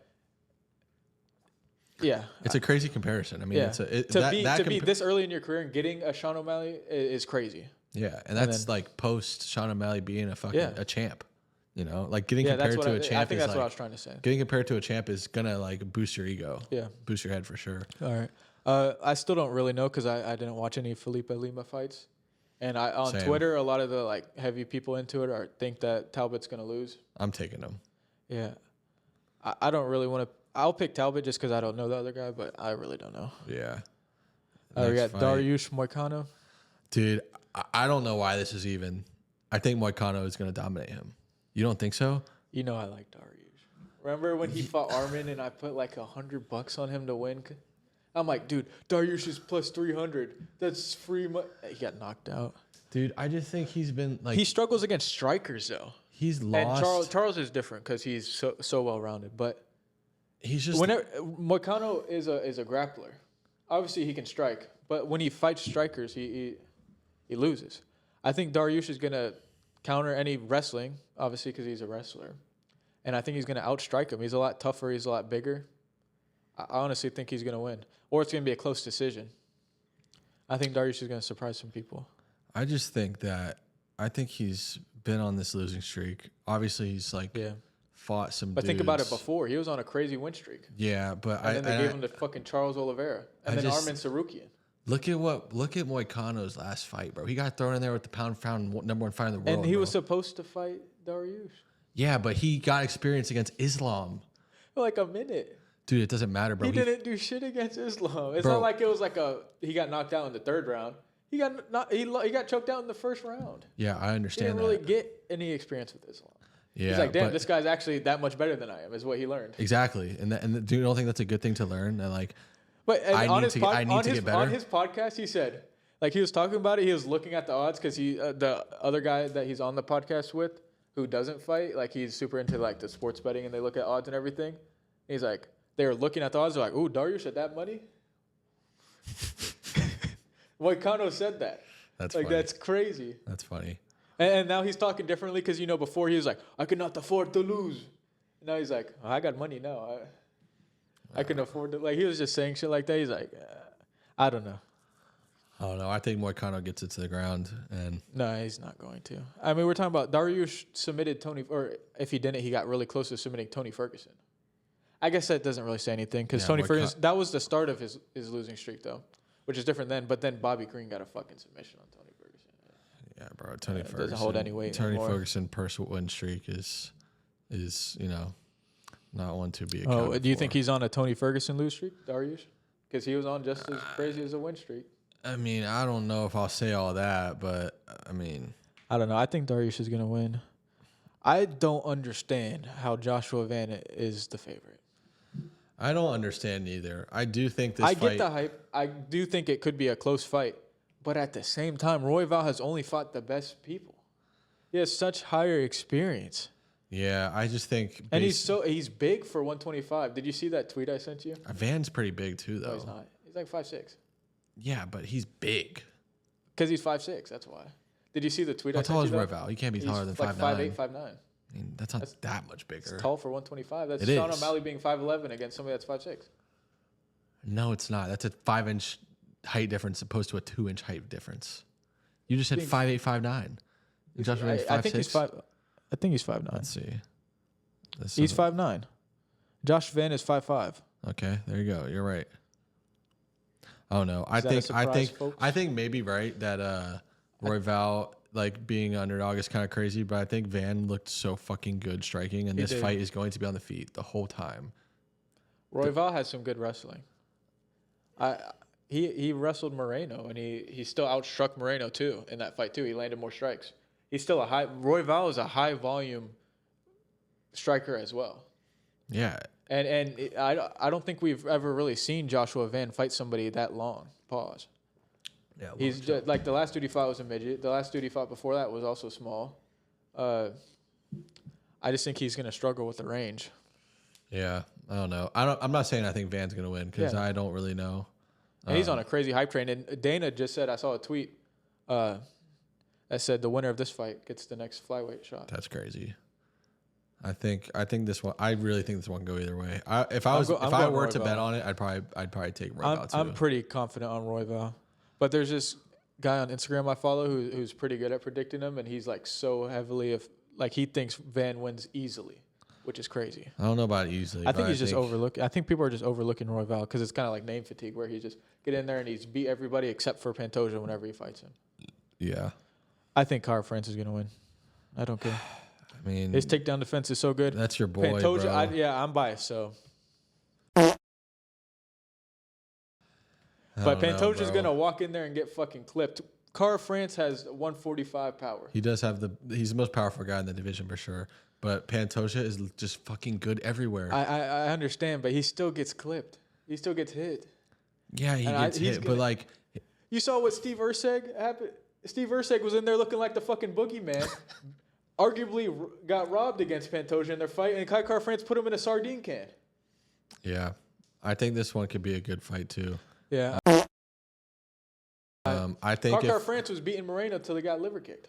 I think if Kara France doesn't knock him out, he's gonna lose though. But he definitely could knock him out. But if it goes 5 rounds, Pantoja's probably gonna beat him up. I agree. And one thing that I hate is everybody underrates Pantoja so much. I think he has the most defensive of any current champion, and people treat him like he fucking sucks. What is go look at the pound for pound. Let's take a look at it. He's they always fucking hoe the flyweights. Dude. It's because he's 125. He is the 9th. He's 9 on the list. I think for what he's done, it's kind of crazy. Before we talk about the main event, let's talk about the pound for pound list real quick. I guess we can talk about this real quick. John Jones just got taken off the pound for pound list because he retired. What do we think about that? I think they forced him to retire because he's about to get in legal trouble again. Did you see what happened? Nah. He abandoned a car. I think it was a crash, and then the woman in there said it was John Jones driving, and she had no pants on. Wait. She was nude from the waist down. She was in the car with him? And he fled the scene, I think. While the car was moving? I think they got in a crash. I think it was a crash. I don't remember fully. She had no pants on. That's just a tweet I saw. Doesn't even make sense. She wasn't wearing... He was driving? Yeah. Left hand on that steering wheel. Right hand on that puss. So, and then he fled the scene. And That's so I think they found out. So he's about to have legal trouble again. And then he's posting crazy on Twitter like he's on drugs, like what happened in the past before they found out he was on drugs again. Like, I think he's about to spiral out of control again. I can't be a supporter of John Derek Jones, Brunson dude. I really can't. Derek Brunson, you know who Derek Brunson is? Yeah. He was friends with them, and he was training with them for like 3 years. And then he came out and said, like, during that time, he saw John Jones doing all this bad stuff, and he like tried helping him. And John told him he doesn't need a parent; he needs friends. And that's when Brunson stopped being his friend. I just can't fuck with him, bro. Yeah, he's just doing too much crazy shit. He's just like not really. And I think everybody overlooked the steroids, and they were calling him the GOAT even over Khabib, even before the heavyweight stuff. You can't pop for steroids. You can't be the GOAT. You saw I tweeted that shit the other day, or I quote tweeted that, or whatever. You can't be the GOAT if you are cheating. Mm-hmm. Like, I mean, it's... And he does eye poke, too. The eye poke is crazy. That's like, what Rampage said. Anytime you start beating John Jones, fingers go like this, and you start getting eye poked. He has been caught doing PEDs multiple times. The whole shit with DC, I think DC could have had a chance if he wasn't on roids and if the shit didn't get postponed 5 billion times while DC started getting fatter and fatter. Bro, and he's ducking, bro. Yeah. Like, you can't tell me he wasn't ducking Tom Aspinall, He bro. almost lost. I wouldn't say he almost lost to Stipe, but there's times where Stipe was in there and almost got him. Now imagine Tom Aspinall. If he really wanted to fight Tom Aspinall, he could have done it 6 months ago. You know? But he didn't want to. Or instead of the Stipe fight. He didn't want to. He didn't want to. He knew he was going to get his ass beat. He wanted the second defense to make himself look even better. He was going to get beat the fuck up, dude. Yeah. Obliterated. So, back to the list. He's still a GOAT, but he can't be the GOAT. He is a GOAT. He is a legend. He'll always be a legend of the sport. Got to give him his respect. Never lost. He definitely has an asterisk. He's like Barry Bonds, bro. That's fair. Although, kind of think Barry Bonds might be the best baseball player I've ever seen. Yeah. Like, different discussion, but yeah. So they took him off the pound for pound list, and yeah, Pantoja is ranked 9 on the pound for pound list. I mean, you got Pereira, he's tied for 9 with Pereira. which Yeah. I don't understand that either. But I think Pereira's done. I don't know if he's gonna fight again. oh, you don't think he's gonna fight at all? I don't know what they're doing because Yuri's hinting that he might get the title shot now. That would suck. I would hate that, especially if he went out on L. And he's just taking so much time off, and just because of how old he is, I don't really know if his mind's in it because he was just grinding, and it's easy to stay grinding when you're in that mindset. But then now he's been out of it. He's been vacationing. He's a celebrity, bro. He is. He's huge. And he's made it. He left his mark. He's a Hall of Famer, and he's barely in here. Easily. So even after getting knocked out by Adesanya, which is, like I said, because of the fucking weight cut. Yeah. You were hating on me before when I was saying that. You're like, no, bro. Which Adesanya did set that up perfectly. I will say that, but he could not take the punch because he was cutting 50 fucking pounds. Yeah, for sure. I definitely can see that. All right, well, let's go down the list and see which of these guys we think Pantoja should be ahead of. I mean, number one. It's still hard just because these guys are. No, we'll see. I mean, number one, Islam, probably not. Number two, Merab, probably not. Number three, Ilya, probably not. Definitely not. Yeah. Number four, Drickus. I mean, Drickus is just so weird. He's so weird. I think Drickus. It's so hard to rank him. Drickus being number 4 in the pound for pound list. I think it's a little high. It's definitely high, but I still think if Drickus was 125, he's so weird that he would still beat Pantoja. I think Drickus has such good wrestling. That's Pantoja's thing is he's such a better wrestler, which he does have that striking, but Drickus has good wrestling or wrestling defense. He was taking Adesanya down. Nobody really took Adesanya down besides Yuri, besides when he moved up a weight class. You know what I mean? Yeah. And he was like, he has that 205 strength at 185, which I do think he's going to pose problems for Hamzat. I still think Hamzat wins. I do too. And Hamzat's not even on this list. Yeah. Oh, yeah, he is. He's 15. Oh. That's just because he doesn't fight enough. He'll skyrocket. Yeah, okay, 5. 5 is Ankalaev. I think it's fine. Yeah, 6. His only loss is at literally the last second to Paul Craig. 6 is Volk. I think that's fine.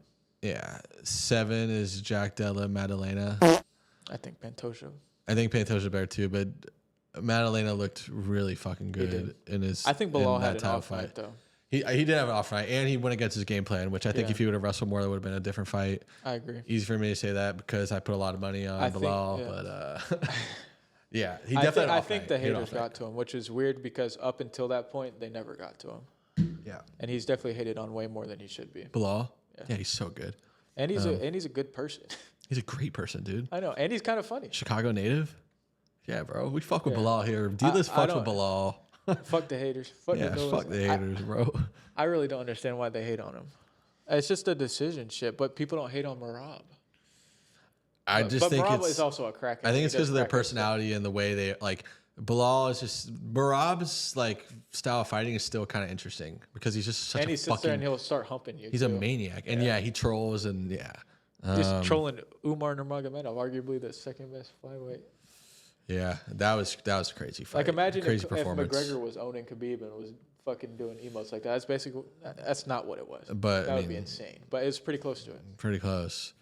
And then next we have Tom Aspinall, which I think Tom Aspinall's so good, dude. He is.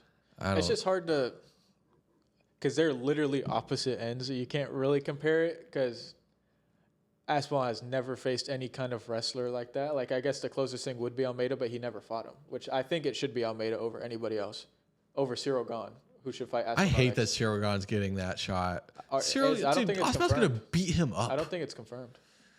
Yeah, but that's the rumors. That's what's going to happen. I don't think Aspinall's really fought anybody with crazy leg kicks or kicks in general, which Cyril Gane has. But at the same time, Aspinall could just do what John Jones did. But instead of, he'll take him down because Aspinall can take you down. And instead of choking him out, he just fucking ground and pound. Yeah. I think Cyril Gane's a little overrated. He's kind of handpicked fighters to fight. Like, he never fought. Like, he just fought strikers. He fought a Derek Lewis. He fought a fucking Tai Tuivasa. He fought fat motherfuckers. Like, yeah, he's extremely overrated, I think. I think people just like him so much because he moves very fluently and he's very athletic for that for division. Heavyweight, which is kind of like Tom Aspinall, but Tom Aspinall's more well-rounded. Yeah. I think he beats him. And I think honestly, Almeida poses the same athlete. I think Almeida poses a threat to Tom Aspinall, the guy that just laid on top of Derek Lewis. Yeah, I still don't think that he could beat Aspinall, but yeah. He's really good. I like Almeida. Yeah. Okay, well, let's get into the main event now. Ilya Taporia, Charles Oliveira. I rewatched the Ilya Max fight, because Max is the same height as Charles, even though they fight differently. And then I watched Michael Chandler against Charles, the most recent one, and Michael Chandler is super powerful, like Ilya. And I watched the Dustin Poirier fight, which was like 3 years ago. Yeah. But he's still a good boxer, which Ilya's a good boxer. Yeah. An amazing boxer. In that Dustin fight, Charles was getting fucked up on the feet, which he was still landing, but like Dustin's boxing was getting him. I think Dustin gassed out, and Charles was landing a lot of good body knees and clinch work, which what Charles does, which is underrated, is his clinch work. It's really good. Which I don't think Ilya has really fought anybody like that. So that is a way where I think he can win. And Ilya gets fucked up with the 1-2s. That's what Max was landing. That's what Volk was landing. Charles has great 1-2s. But he does not block the hooks to save his life. That's what Dustin dropped him with. That's what Gaethje dropped him with. Chandler did too. Chandler almost got him out of there after cheating. Hitting him in the back of the fucking head. Dude, I would have been so upset. Yeah, and Taporia truly has a left hook from the heavens. Like that hook is going to land, and yeah. I don't know if Charles is going to take it. I don't know Volk either. didn't take And it. I think Max the problem didn't take it. I think the problem is like fucking Islam landed a fucking did he land a hook too on he did. He landed but it was in the southpaw. A check hook. Yeah, he Dude, landed that my right God. hook. But because Charles goes like this. And then he thinks he's safe because of how much taller he and longer he is than everybody. And then he doesn't realize, and that's when he gets fucked.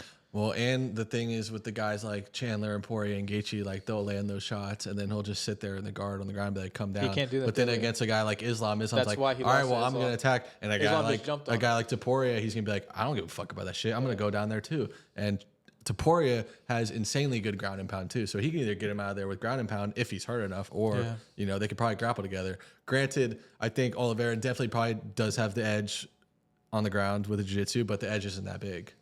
You know, like, but his last fight against Chandler, he looked faster.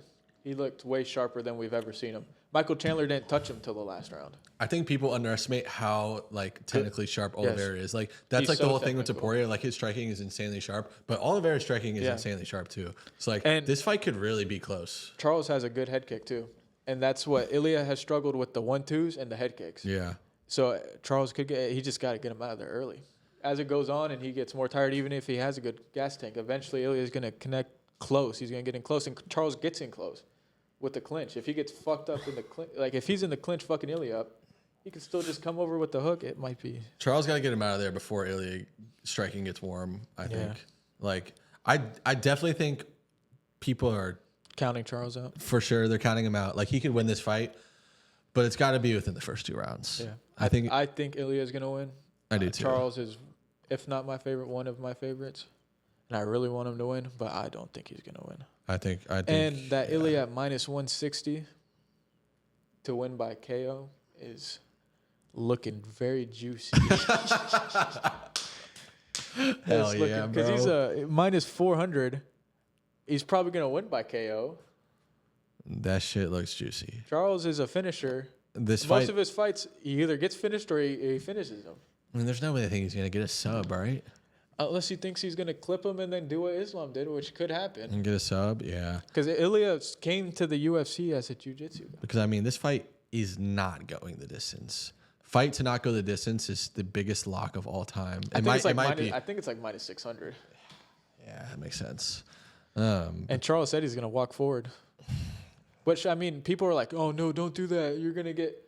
He strikes his best when he's walking forward. When he gets clipped is when he's going backwards. I think that's what people don't understand. Some fighters are better going forward and some are better going backwards. Yeah. Yeah. Super interesting fight. This is probably one of the more exciting fights of the year, I think. I work until 10:30, but that's fine because this fight's going to be on. Yeah. I should still get to see the Roy Val fight, the Cara fight. So yeah. I'm excited.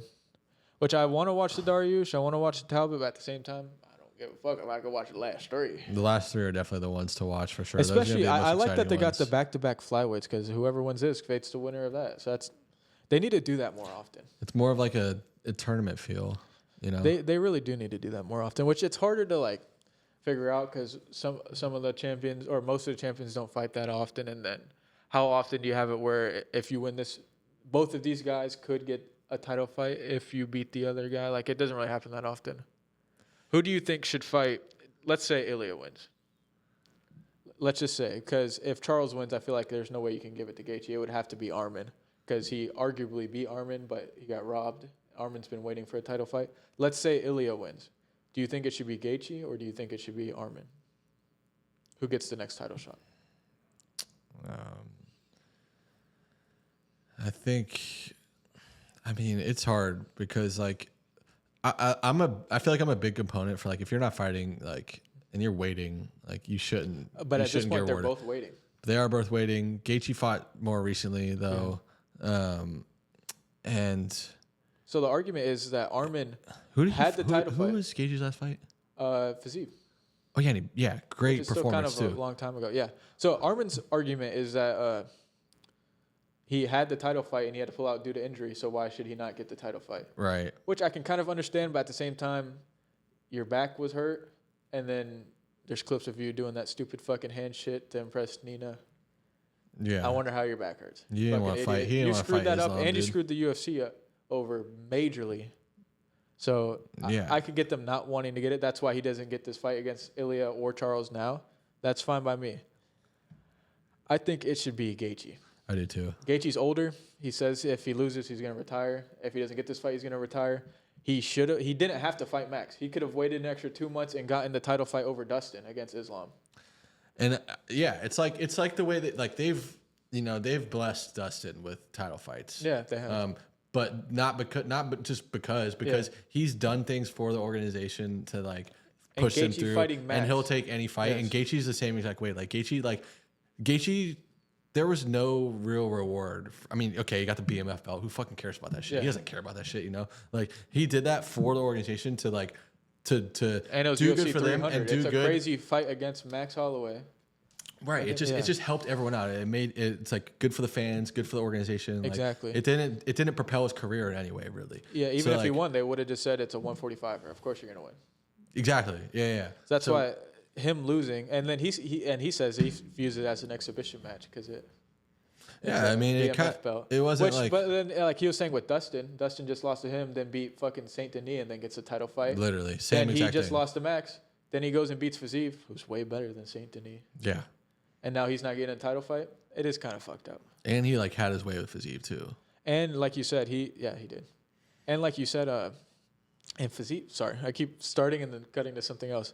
Fiziev is no easy match. Hell He no. just schooled Bahamundes. Yeah, And yeah. Yeah, and like you were saying with Gaethje, he just has done so much for the UFC that they kind of owe him. Even if he is not, like, even if Armin is slightly more deserving of the title fight, based off who he's beat, because he's on a crazy win streak too. His only loss is Islam. yeah. He's younger, and he just fucked you over. Gaethje, you owe Gaethje way more. How many title as Gaethje? This will be his third Yeah, because he fought Khabib, and then he Fought fought Charles, and then this one. and he almost got Khabib too. It honestly Khabib was sucks. good. It's like the same thing with Poirier, which like kind of makes Yeah, me he so gets so sad. close. Like Poirier fought the three worst stylistic guys for him for Yeah. all three of his belts. Like same guys, Khabib, Charles, and then I mean Charles was kind of a decent matchup, but not really. And then Islam, and like it's like kind of like damn, like inevitably probably gonna lose. And like with Gaethje, like it's like. Gaethje, you know, if it's Topuria, Gaethje has a better chance against Topuria than Because Topuria's going to go out there and try than and strike. Dustin did against It's not Islam. like, yeah, it's not going to be like Islam or Khabib or Charles where they're going to strike, obviously, and then just wrestle you. And then once it make gets to the ground, like the advantaged over. other guy. Like, I mean, if Topuria goes in there that way, it's going to be the same thing probably. With Topuria's Gaethje, not going to wrestle. probably not, but like, He's you know, gonna throw low kicks back at him and throw so hooks. I don't know. I but think Ilya beats Gaethje too, yeah, I mean, but he would definitely hit him. I could see something crazy. Ilya kind of running through this division unless Islam comes back down. Islam's not coming back down. I don't think so either. I think he's going to be pretty thrilled with the way his body feels after this weight cut at 170. I think Armin poses a threat to Ilya.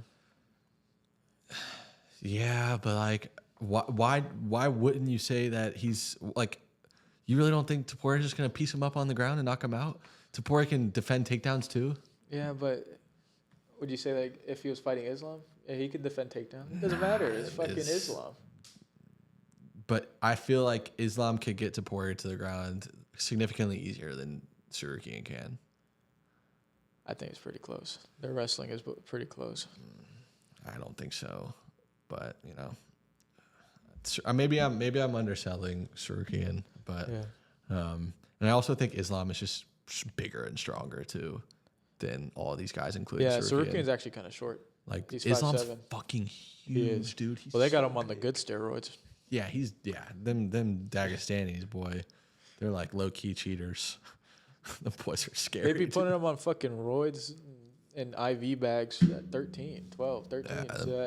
But before they get to the UFC, they cut it out for a year or two, and they're already fucking That's huge. the way to cheat. Don't do it while you're there. Do it before. When my kid, bro, my kid's 12, I'm putting that boy on the juice. Get ready for the league, Christian son. McCaffrey's dad would have him on IVs before games. Yeah, bro, get him right. It's legal then. Get them right, bro. It's legal, bro. They ain't testing for PEDs and fucking pee-wee. Shit. Get them boys so right. Insane. Yeah. I went back and looked at it because McCaffrey fell in this fantasy draft to like the 6th round, which is kind of crazy. That is a little crazy. And a little bit. It is dynasty, but it's crazy. So I picked him, and I went and looked. That one year in Carolina where he had he had like almost 500 fantasy points. He literally had 1,000 yards receiving and 1,000 yards rushing. He's so fucking good. That is good, so dude. insane. I didn't even realize he did that. He had like 1,300 rushing yards and 1,000 receiving yards. That's ridiculous. That is ridiculous. I mean, starting number 1 receivers for teams go whole seasons without. Some of them don't going even for a hit band. that. Terry McLaurin's hit 1,000 every So like we could probably look at a list of 1,000 like is true like receivers aim for 1,000. There are Pro Bowl guys that don't hit 1,000 yards. In Mike seasons. Evans just barely got 1,000. Yeah, that is it's insane. nuts, It's dude. absurd. Yeah. I didn't even realize he did that. McCaffrey's a legend, bro. He is. He's coming back, man. They got him on remember George Kittle had scary shit, and then it's some type of weird stem cell recovery thing, and now they got McCaffrey on it for a full year, so he should come back better. I saw clips. I don't think he's going to be as explosive, but he's still going to be a threat in the receiving game. You know, you don't need to be as explosive coming out the backfield for receiving. Yeah. So he's obviously not going to be as shifty, breaking away 70-yard touchdowns, which he didn't really do that before, but he did do it a couple of times. He's not going to really be doing that anymore, but how about your boy getting traded to the Celtics? Dude, so sick. I saw that. I was like, So sick. what? I'm so happy. I think it's insane. We were both talking about how cool Boston is for a sports city just the other day. I'm going to have to pull up. I've never been to Boston. Yeah, we're talking about Anthony Simons, friend of mine. We went to high school together. Played basketball together. Played hoop together. Yeah, I had to guard him almost every day in practice. Was getting cooked. My arch rival in college football at 25. Yeah, beef, smoke. But yeah, I got traded to the Celtics. It's so sick, bro. I mean, like, what are the Celtics doing?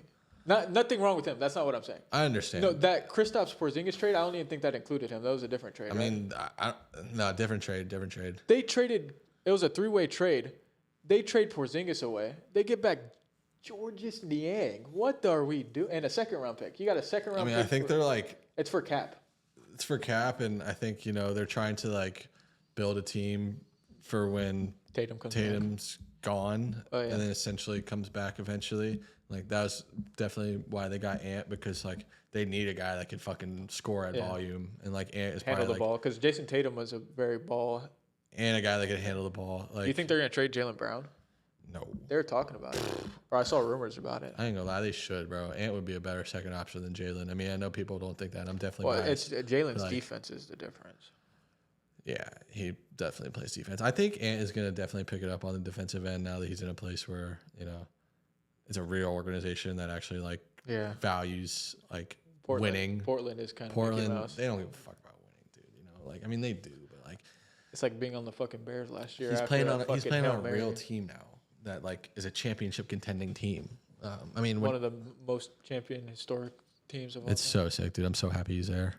It's gonna be really cool. He's gonna be on TV way more. Portland's never on fucking ESPN. Yeah. Boston's on ESPN all the time. Definitely, like crazy. People are finally gonna like find out. Have you talked to him about it? No, I haven't. We don't talk that much. Yeah. I mean, we'll talk a couple times a year, but no, I haven't. So that commercial I shot for is actually in Boston. Mm-hmm. So I was gonna see if he was gonna be there when I was there. Maybe I'll be able to see him. You think he's gonna be there that early? I don't know.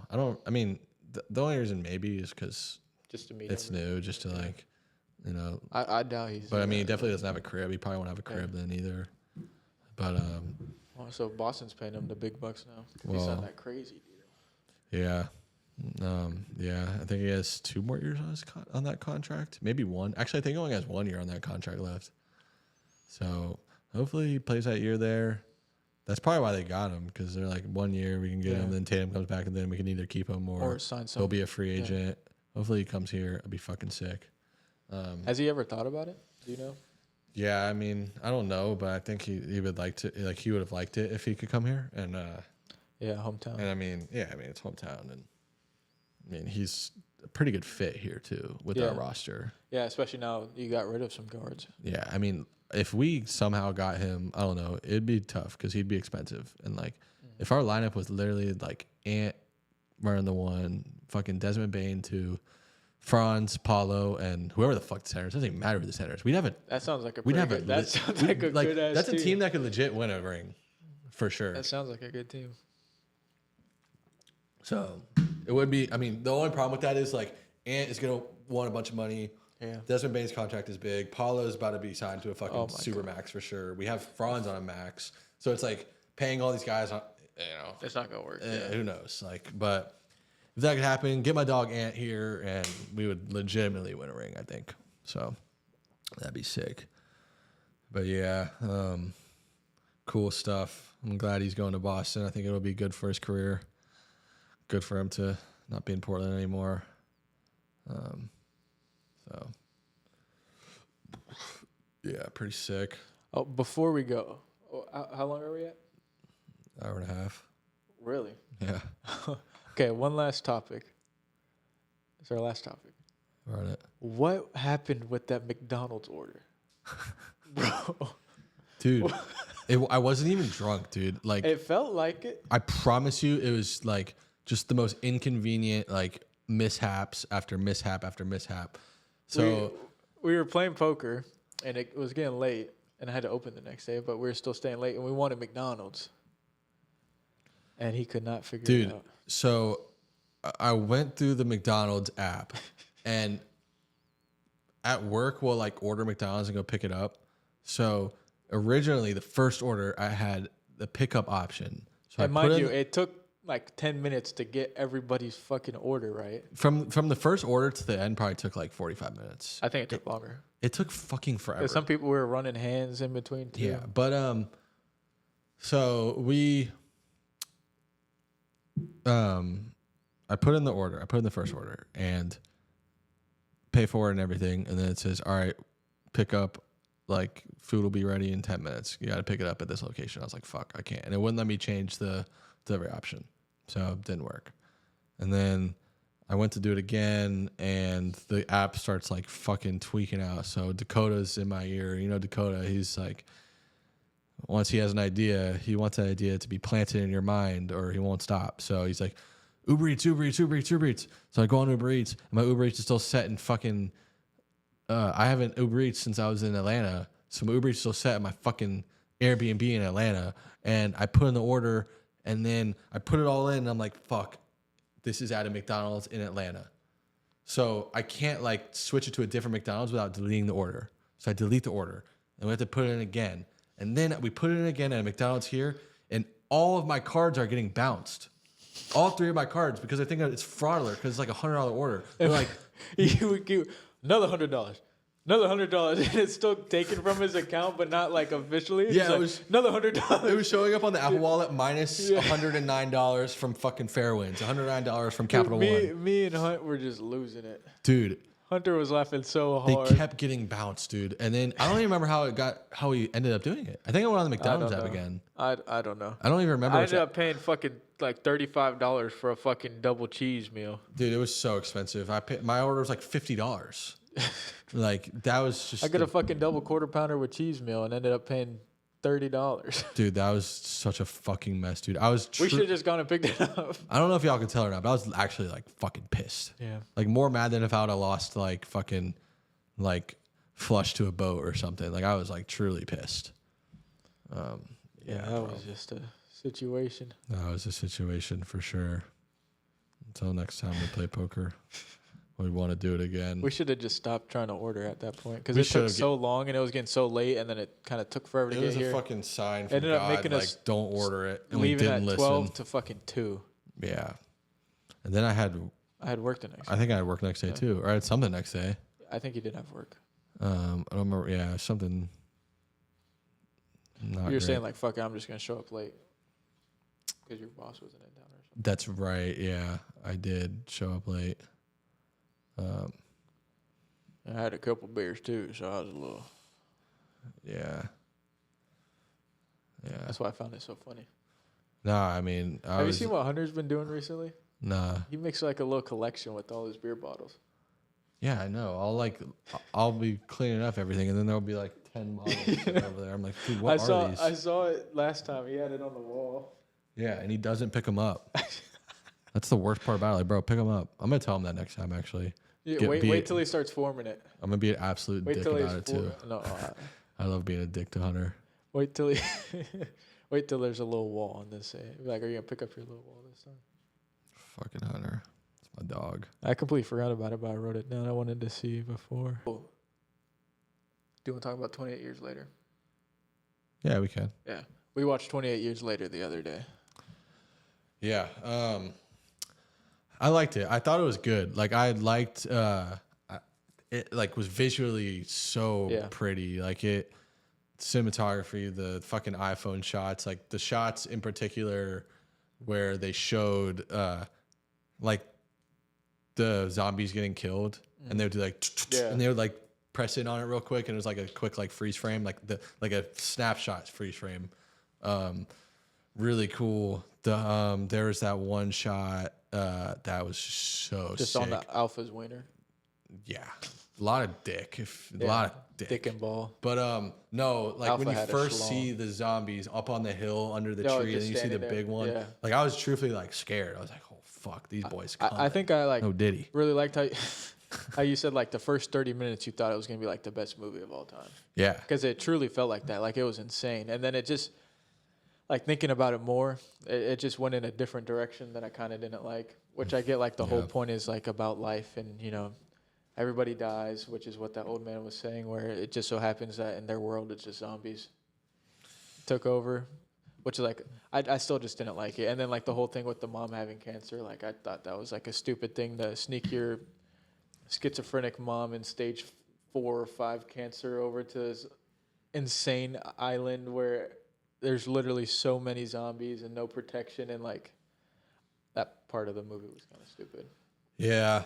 Sometimes she would lock in, like she saved his stupid ass because he fell asleep, and that fat crawler almost got him, but then she goes right back to being stupid and forgetting everything. Yeah, definitely. Like, And then they make it to the guy and he kills her. it was definitely like kind of a mess. Like, they didn't really explain why they decided to like sacrifice her, and like why she was like peaceful with death. Like, And why the son was like, yeah, I talking to this guy for 2 hours. Yeah, death is okay. yeah. No, you just brought him over here where death is all around you to save her. Now she got to die. Yeah, I think I just truly loved it because of how like good it looked. What'd you rate it? I gave it 4 out of 5 stars. I gave it 3.5 just because, like I said, like it kind of resonated with me how the first 30 minutes was crazy. And a lot of the scenes did look good, but then I really don't like the idea that it's 28 years into the future and everybody else is perfectly fine and they're just fucked. Right. Like you said, like one with the fucking blockade or patrols, like at some point in time they would get an actual iPhone like that dude had, and people would be trying to protest to get them to be able to get out or something 100%, like that. 100%. And or they would just nuke them, like you said. Yeah. Like they would, like if they were so like because Kane didn't understand why they had the patrol and quarantine, and I'm like, they don't want to, even if people go in and kill all the zombies, they might think that they're still infected with something. So then if they start to travel, then it's just going to happen everywhere else, which is why they're quarantined. Right. Does that make sense? Yeah. Yeah. And she's like, oh, okay. And so like, if you're so scared about that, sending people in to kill everybody, eventually somebody's going to get out. Just nuke the place, like you were saying. Yeah, there's not that many people there. That shit sucks. Or and then I started thinking about it more because I knew we were going to talk about it. And I'm like, there's still islands of people where they're uncontacted tribes. You know how people are like, oh, we should send people over there to educate them and But like, no, that's how they live. Yeah, so I guess that kind of makes. So I could see how that could happen, but at the same time, I don't know if that would happen. There's just a lot of like loose ends, and there's a lot of stuff that kind of they just threw in there that didn't really have much explanation. Like, I mean, and then the fucking little Scottish gang members at the end, I did not like that. I kind of like that. It's just so out of place, bro. But if you think about it, like, what is it? If some place like that, which it's already an isolated area, gets extremely more isolated, there's gonna be stupid shit like that because they've already had the fucking like that. But it was just so far away from the theme of the movie. Like it was just like it made a good serious movie into a joke kind of, and I was like, okay, this is kind of troll. Like it's kind of funny. It was funny. It's kind of funny, but like I don't know. It kind of turned me off a little bit. There was I want to see if it's in theaters because I kind of want to go watch it. My manager was talking about The Gorge. Have you seen anything on that? No. It looks kind of crazy. It's got that one girl from The Gambit, Taylor. Anya Taylor-Joy. And then I think it was I forgot his name, but it looks kind of crazy. It's definitely like an action, like somebody who would like Craven would like the movie, but it looked kind of interesting. He showed me the trailer this morning. There's some good movies coming out. I think. And F1 came out today. Yeah. I want to go see that. We need to go watch movies. Also, what Mike was talking about made no sense. How he had his reservations all booked because you could book 4. He named 4, but one already passed, so he could book another one. So maybe he really doesn't fuck with us. Maybe not. Because I read it and I wanted to say something, but I'm like, it's not that serious. But like so he named 4 movies and one already passed, so his reservations aren't all booked up. So he could have reserved a movie with us. Yeah. He didn't want to go. He didn't want to go. Apparently that Pixar movie sucks. Really? Apparently it's been bombing. Like they spent like $360 million or something. I don't know the exact number, but they only made $21 million opening weekend. Damn. $21 million is still a lot of money, but when you spend $300 million, I'm still gonna go see it. I don't know if I'm gonna watch it. I don't really watch. I haven't watched a lot of the newer Pixar, and then if this one's supposedly bad, probably not gonna watch it. Really? I'll watch the F1 movie though, even though I kind of don't want to watch it. Which one? F1.